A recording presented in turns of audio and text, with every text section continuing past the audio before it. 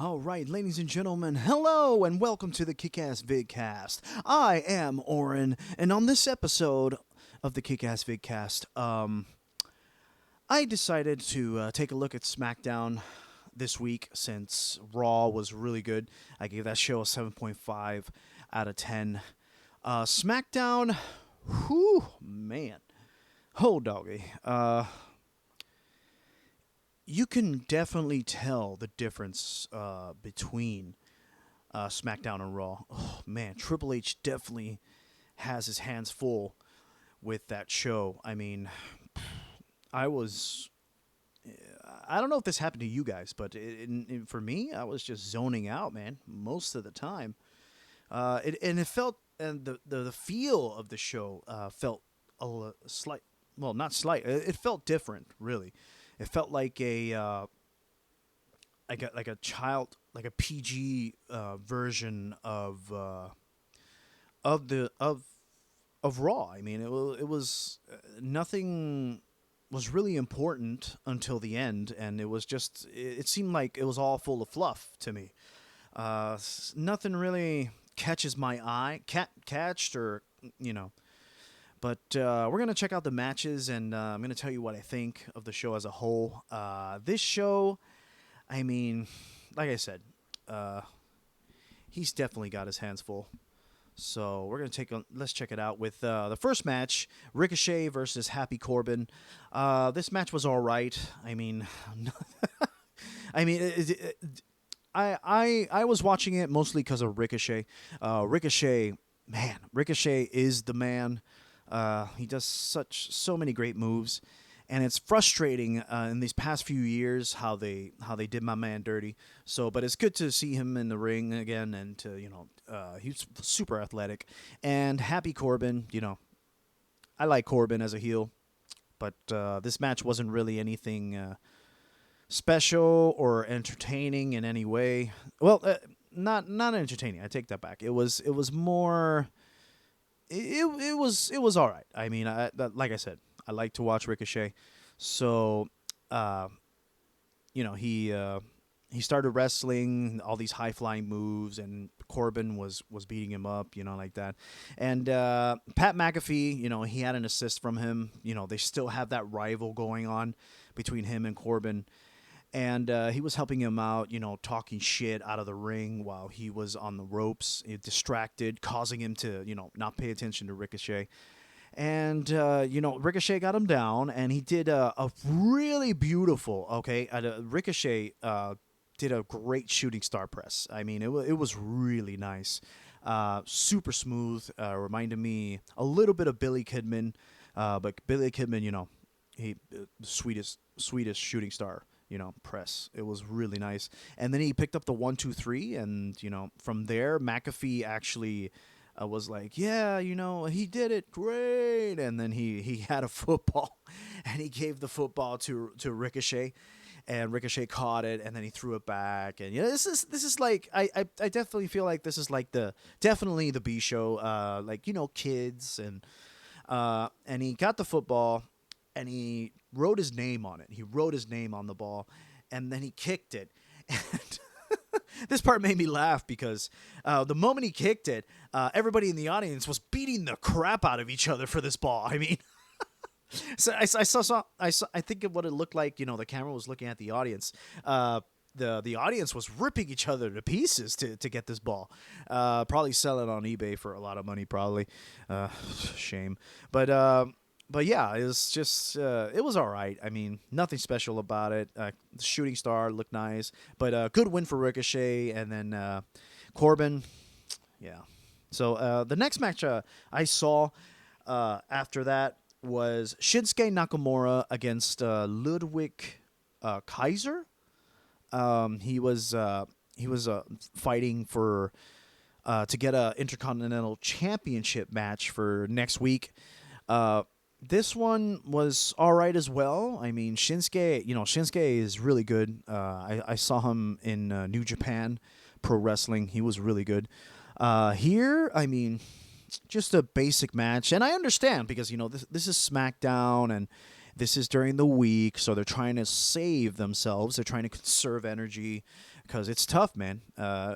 Being a wrestler is hard, and to get there, you know, man, on the road, nonstop, it's tough. So that's why it's very difficult for these wrestlers to have their A game, not even A game, but just to wrestle and do it. They should get paid more. I think they should get paid more than or just as much as NBA football players, because man, and wrestlers don't have an off season, so it's pretty hardcore. But yeah, Shinsuke, he won. He won via pinfall after nailing the Kinshasa. So, and he challenges now Gunther next week for the Intercontinental Championship. And Gunther, man, that guy, I give him mad props. There was this match that I saw from him. It was when he was known as Walter in NXT. He was in NXT UK. And he did that match, Walter versus, I think, Ilyanov Dragunov, I think it's called, or Dragunov. I'll just say Dragunov. And, man, that was a great match. It was crazy. I mean, they would beat the holy shit out of each other. And that's what strong style is. If you guys want to see a match, look that match up. Well, Walter versus Dragunov at NXT UK. Really, really good. So, but yeah, Shinsuke won. Great for Shinsuke.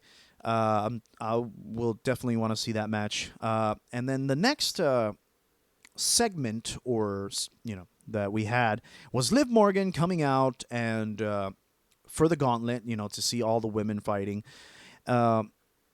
And surprisingly, she got a mixed response. It's very strange. I mean, some people were cheering for her, and then other people were kind of booing and saying that she tapped out.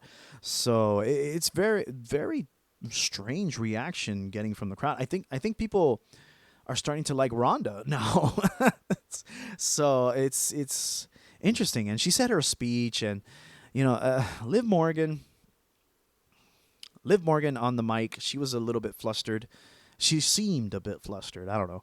Let me know what you guys think in the comments. But to me, she seemed a little flustered in her promo, and it did the job. So she said what she needed to say, and a lot of people were telling her that she tapped out. I think that caught her off guard a little bit. But she had her thing, she had her moment, and then she went off the ring, and then we started the gauntlet match, okay? And there was a whole bunch of wrestlers here. Raquel Rodriguez, Natalia, Zia Lee, Shotzi Blackheart, Sonya Deville, and Aaliyah. They were all in this gauntlet match. And Raquel is awesome. I love Raquel. She's got a great build, and she's beautiful in the ring. Really great stuff. Aaliyah started the match against Sonya Deville, and Sonya Deville beat Aaliyah, and then Raquel came out and beat Sonya Deville, beat Shotzi Blackheart, beat Natty, and also Zia Lee. So Raquel, damn, is great. And then Shayna Baszler came out. Shayna Baszler. Now that's one kick-ass bitch, if you tell me, man. I know Shayna Baszler. When I was watching NXT when Triple H was running things, man, Shayna Baszler she held that NXT Women's Championship for a very long time, and she would choke the living shit out of any woman that crossed her. I mean, she a bad bitch, like, for sure. So she came in, she fought Raquel, and they fought each other, and it was a back and forth match. So this caught my eye, and then Shayna Baszler won, beat Raquel, unfortunately. Sorry, Raquel. I hope you get another chance.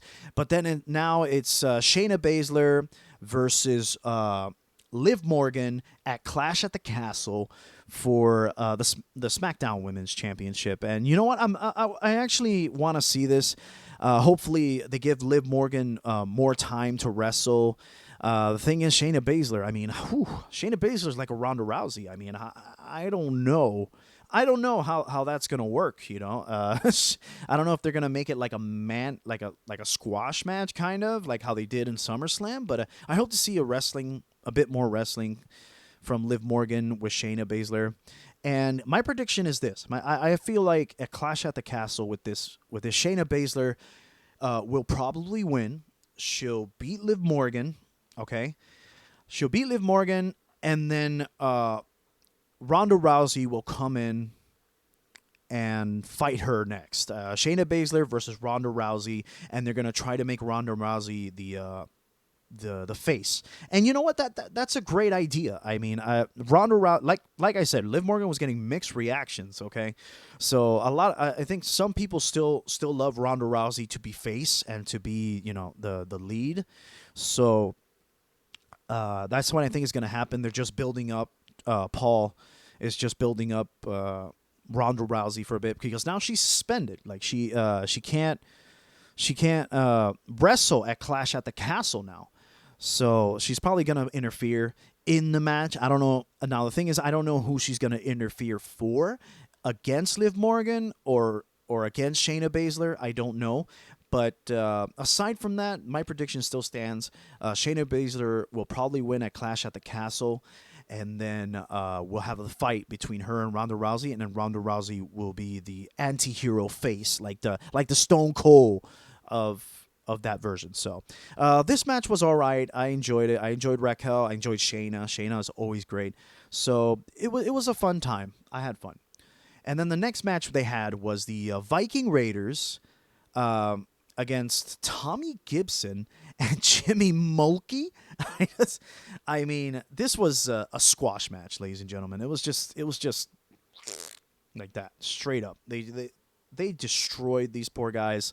I guess this is their way of breaking into the business. And I heard Michael Cole and Pat McAfee, "Welcome to the business, kid." Oh my God, they were destroyed by these guys, and it was brutal, a brutal match. Yeah. And then at the end of it, Kofi Kingston came out and attacked the Raiders with a kendo stick after the match.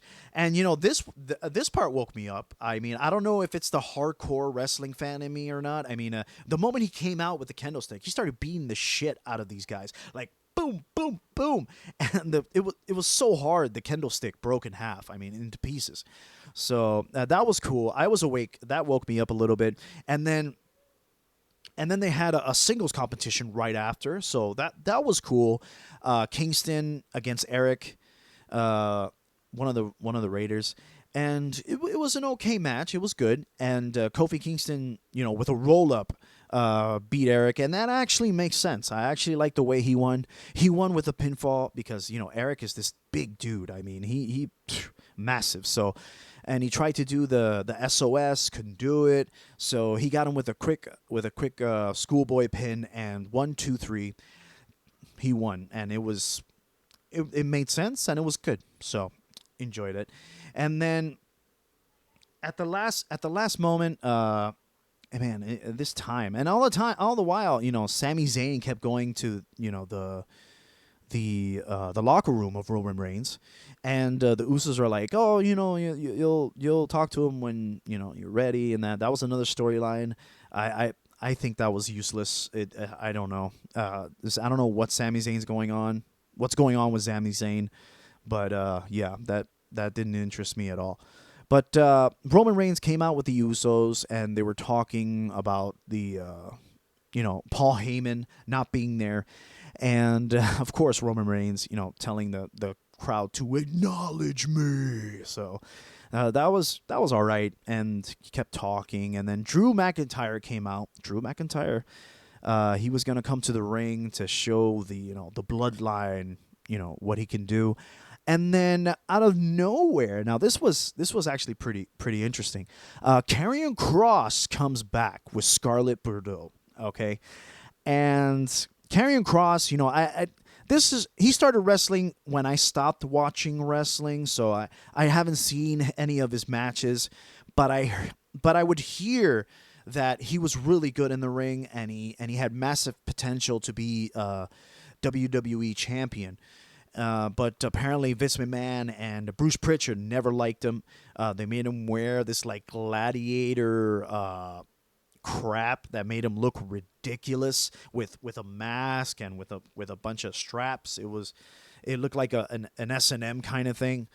And yeah, they let him go. They fired him and Scarlett because they didn't think he was wrestling champion material. And it's It's pretty fucking stupid. But yeah, he came back and he beat up my man Drew. So I didn't like that. I didn't enjoy that. I guess it made me feel something because I like Drew. Drew is great. He's great on the mic and he can really kick ass. And while he beat up Drew, Scarlett had this glass, this hourglass or minute glass or however, and then she put it in the ring in front of the bloodline. Right?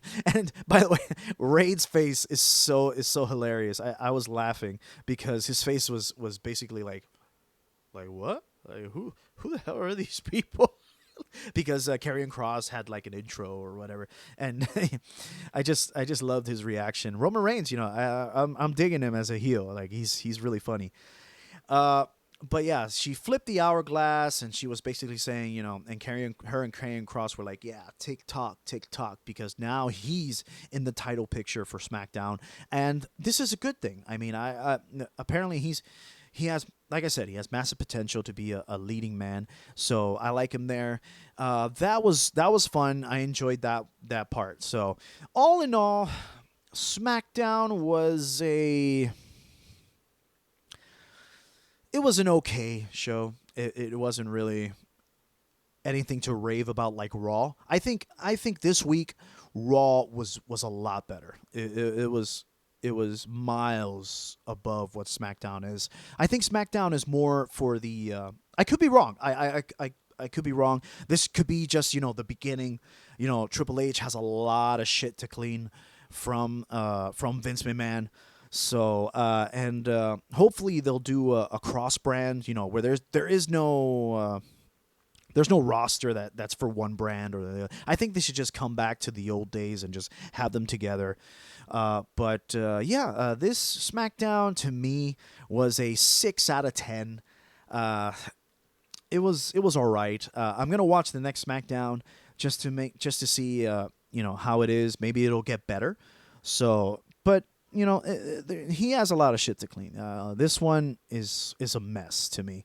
What'd you guys think about SmackDown? I mean, did you guys like it? Did you enjoy it? I mean, let me know in the comment section if you'd like, and please like and subscribe, and you take care. All right, peace.